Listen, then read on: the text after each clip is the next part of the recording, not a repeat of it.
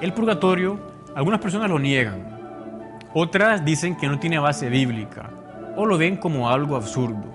Pues en estos minutos iremos viendo que realmente ninguna de estas objeciones tiene sentido. Hay base bíblica, no es absurdo y no hay por qué negarlo. Una primera idea es lo referido a la limpieza total para estar con Dios. Decimos, si Dios es santo, el 3 veces santo como aparece en Israel, si es el máximo bien en quien no cabe nada de mal, y si el cielo es estar con Dios, los que estén con Él no pueden tener nada malo dentro de sí. Por eso, la purificación debe ser total. Los que van a ir al cielo son los santos. De hecho, nosotros, usted que me escucha, tenemos vocación a la santidad. Todos hemos nacido para ser santos. Es decir, para irnos a la comunión con Dios. Lo que pasa es que a la fuerza no va a llevarnos Él. Él respeta nuestra libertad. Pero en este contexto, los que van a estar con Dios tienen que estar absolutamente limpios. ¿La Biblia qué dice respecto a esto? Dice cosas muy similares, tanto en el Antiguo como en el Nuevo Testamento. En el Antiguo Testamento aparece muy claro que lo que está destinado a Dios en el culto debe ser perfecto. Por ejemplo, la limpieza en toda una serie de instrumentos que se utilizaban para alabar a Dios. Los animales que se consagraban a Dios tenían que ser sin manchas, tenían que ser como puros. Y también referido a los sacerdotes que se dedicaban al culto a Dios, tienen que ser personas coherentes, al menos durante el tiempo en el cual se dedicaban al culto. Pues eso aparece ya en el Antiguo Testamento. Y en el Nuevo aparece todavía otra idea más clara, y es que los cristianos tienen que librarse de toda mancha para poder estar con Jesucristo. Hay un texto de San Pablo que es más o menos conocido, donde el apóstol va a decirnos esta realidad en la carta a los Corintios, la segunda epístola a los Corintios, en el capítulo 7 y en el versículo 1, San Pablo va a decir lo siguiente: teniendo pues estas promesas, queridos míos, purifiquémonos de toda mancha de la carne y del espíritu, consumando la santificación en el temor de Dios. O sea, San Pablo insiste en el tema de purificarse. Y esto es lo que es el purgatorio. Es un estado o un sitio o un momento para poder purificarse de los residuos o restos de mal que podemos llevar en nosotros y así poder entrar a la comunión con Dios. Quizá alguien puede preguntarse, bueno, pero ¿cómo es esto? Porque los pecados, o con ellos o sin ellos. Lo que pasa es que sabemos, hay pecados graves y pecados menos graves. Los pecados graves y llamados mortales nos impiden la comunión con Dios para siempre. Si uno se muere con un pecado mortal sin arrepentirse, porque quiso, se va a condenar.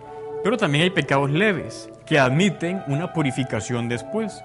De hecho, San Juan, en una de sus epístolas, viene recogido y habla de esta distinción de los pecados. Dice en 1 de Juan 5, 16, 17: si alguno ve que su hermano comete un pecado que no es de muerte, pida y le dará vida. A los que cometen pecados que no son de muerte, pues hay un pecado que es de muerte. O sea, San Juan que hace referencia a un pecado que no es de muerte, le llamamos venial en la tradición católica, y a un pecado que es de muerte, llamado mortal. O sea, que hay distinción. La teología católica que enseña y la Iglesia, que hay pecados, los que son veniales, si nos hemos muerto con ellos, nos podemos purificar después, ya sea por nosotros o porque otros rezan por nosotros. Hace algunas semanas tuvimos un programa referido al tema de los santos y los difuntos. Si es válido, ilícito y eficaz rezar por los difuntos. En la Biblia aparecen referencias a esa oración por los difuntos. En la segunda carta a los Macabeos, cuando ha tenido una batalla de los judíos contra los griegos, y al final los judíos vencen, pero encuentran a unos judíos que han muerto, tenían una especie como de amuletos. Se dan cuenta entonces los macabeos, los judíos, que los que han fallecido han sido porque no han creído del todo en Dios o han tenido una debilidad. Entonces, ¿qué decide Judas Macabeo, el líder de ellos? Manda hacer una colecta, hacer un sacrificio en Jerusalén para pedir por los que han muerto, para que se les purifique de ese pecado que se entiende que es leve.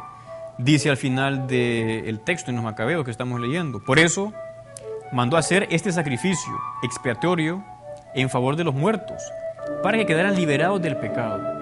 O sea, esto es el sentido del purgatorio. Acá nosotros podemos rezar por los que ya han partido para que queden liberados de su pecado, aparte de las penas propias que el purgatorio lleva en sí. Con lo cual vemos que hay base bíblica.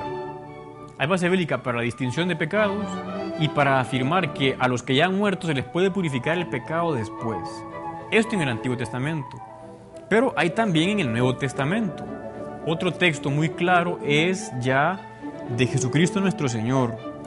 Viene en el Evangelio de San Mateo, capítulo 12, versículo 31. Está hablando de pecados graves y también pecados todavía más graves que son contra el Espíritu Santo. Dice el Señor lo siguiente: y al que diga una palabra contra el Hijo del Hombre, se le perdonará. Pero al que la diga contra el Espíritu Santo, no se le perdonará ni en esta vida ni en la otra, ni en este mundo ni en el otro, como dice otra traducción. O sea que el Señor está diciendo que hay pecados que pueden ser perdonados acá, y otros tan graves que ni acá ni allá, dando a entender que hay otros que también allá pueden perdonarse, tal como vimos en el caso de los macabeos. O sea que sí hay una base bíblica para fundamentar el purgatorio. Además es de sentido común. O sea, Dios no es como un juez así que quiere más bien que nadie salve, al revés, quiere que todos se salven. Y si a alguien por un poco le faltó, no estaba del todo purificado, pues Dios da esa oportunidad para que esa persona que sí quería estar con Él, pero que le faltaba un poquito, se purifique. Y por lo tanto, la palabra de Dios en 1 Corintios capítulo 3, versículos del 13 al 15, nos habla precisamente de eso, del purgatorio. El purgatorio es un proceso a través del cual Dios nos limpia. Dios quita las inmundicias causadas por nuestros pecados, como pueden ser nuestras inseguridades, nuestros miedos, nuestra falta de amor a Dios, en fin, todas esas cosas que nos impiden ser uno con Dios. ¿Cuáles son los obstáculos que en estos momentos te impiden ser uno con Dios? ¿Cuáles son esas cosas que te impiden a ti poner a Jesús como de verdad Señor y Salvador de tu vida? Pues el purgatorio es para esas secuelas o esas consecuencias de nuestros pecados mortales y también la depuración de nuestros pecados veniales, para poder entrar en la presencia del Todo Santo, todo puro, todo perfecto y estar unidos a Él para siempre, y ese es Dios. Entonces aquí la palabra de Dios, si van ustedes a 1 Corintios capítulo 3, versículos del 13 al 15, la palabra de Dios nos dice lo siguiente: un día, se verá el trabajo de cada cual. Es decir, si bien es cierto que somos salvados por la fe en Jesús, porque Jesús es el único que salva, tú y yo tenemos que colaborar con Jesús para poder alcanzar la salvación. Entonces, si bien es cierto que las obras por sí solas no salvan, las obras tienen que ser la consecuencia o el resultado de nuestra fe en Jesucristo.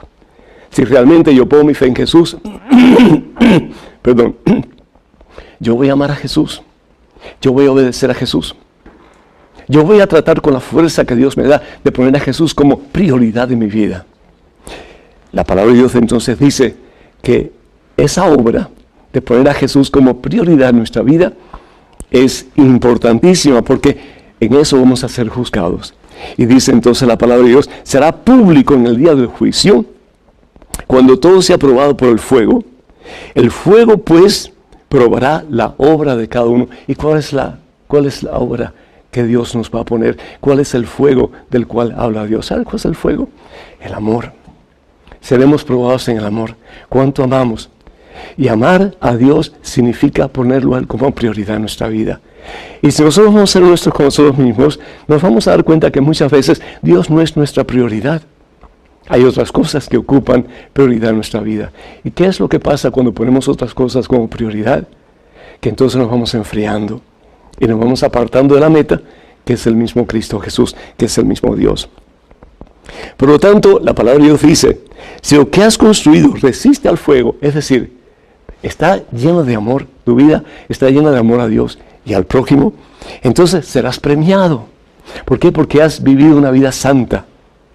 Pero si las obras tuyas se convierten en ceniza, el obrero tendrá que pagar. Sí, interesante, tendrá que pagar. Se salvará, pero como a través del fuego. Ese es el purgatorio. Tenemos que ser depurados. Tenemos que ser limpios. Tenemos que ser sanados de todo aquello que nos ha lastimado consecuencia de nuestros pecados. Y esa medida que somos depurados, ¿y cómo es la depuración? El querer a Jesús. El querer estar unidos a Jesús. El querer poner a Jesús por encima de todo. Y eso es un dolor grande, porque queremos, estamos cerca, pero todavía no estamos ahí. Y en ese momento de purificación, el Señor nos va liberando y nos va haciendo uno con Él hasta que podamos recibir de sus manos la corona de la vida eterna, que es el cielo. Y termino diciendo las palabras de San Pablo, que dice así, recuerden lo que dice la Escritura, hablando acerca del cielo. Ni ojo ha visto, ni oído ha escuchado, ni mente humana ha pensado jamás las cosas que Dios tiene preparadas para los que le aman. Ese es el cielo.